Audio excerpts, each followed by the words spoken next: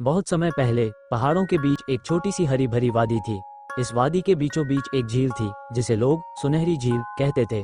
सूरज की रोशनी जब उस झील पर पड़ती तो पानी सोने जैसा चमकता। उस झील के किनारे बसे गांव के लोग कहते थे कि झील के पानी में कोई जादू है, जो भी उसका पानी पीता उसके मन में शांति भर जाती।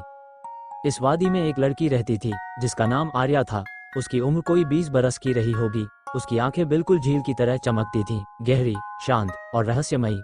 आर्या हर सुबह झील के किनारे बैठती और घंटों उस पानी को निहारती। उसे ऐसा लगता जैसे झील उससे कुछ कहना चाहती है।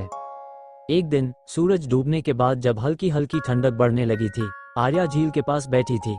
अचानक उसे झील में हल्की सी हलचल महसूस हुई। पानी के अंदर से एक धीमी मीठी सी आवाज आई, जैसे कोई पुरानी कहानी सुना रहा हो। आर्या चौंक गई, लेकिन उसे डर नहीं लगा। आवाज कह रही थी, जो सच्चे मन से इस झील को देखता है उसे इसकी कहानी सुनाई देती है। मैं झील की आत्मा हूँ। आर्या ने हल्की मुस्कान के साथ पूछा, तो क्या तुम मुझे अपनी कहानी सुनाओगी? झील की आत्मा ने कहा, हाँ, लेकिन तुम्हें अपनी आंखें बंद करनी होंगी और बस मेरी बातें सुननी होंगी। आर्या ने धीरे धीरे अपनी आंखें बंद की।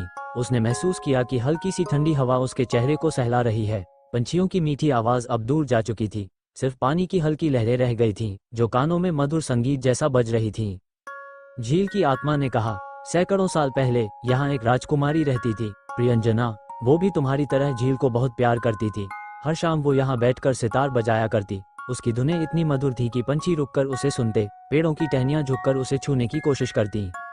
आर्या को लगा जैसे वो खुद उस समय में पहुंच गई है।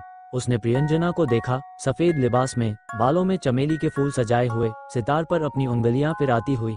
उसकी मुस्कान में सुकून था, उसकी आंखों में कोई गहरा राज छिपा था। झील की आत्मा ने धीरे से कहा, एक दिन राजकुमारी को किसी ने छल से इस झील में धकेल दिया, लेकिन मरते समय भी उसकी आत्मा ने झील को अपनी शांति दे दी। तभी से जो भी दिल से इस झील को देखता है उसे वही शांति मिलती है जो प्रियंजना की रूह में थी। आर्या ने धीरे से आंखें खोलीं। आसमान में चांद निकल आया था। झील का पानी अब और भी सुनहरा लग रहा था। हवा में वही सितार की हल्की धुन गूंज रही थी, जैसे प्रियंजना आज भी अपनी धुनों से सबके मन को सुकून दे रही हो। आर्या मुस्कुराई। उसे महसूस हुआ जैसे उसके मन की सारी उलझनें पानी में घुलकर बह गई हैं।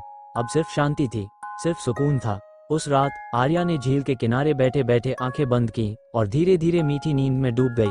पानी की हल्की हल्की लहरें, ठंडी हवा, सितार की धीमी धुन और मन में गहरी शांति। आप भी अब अपनी आंखें बंद करें, हल्की सांस लें और खुद को उस सुनहरी झील के किनारे महसूस करें, जहां सुकून है, शांति है और मीठी नींद है।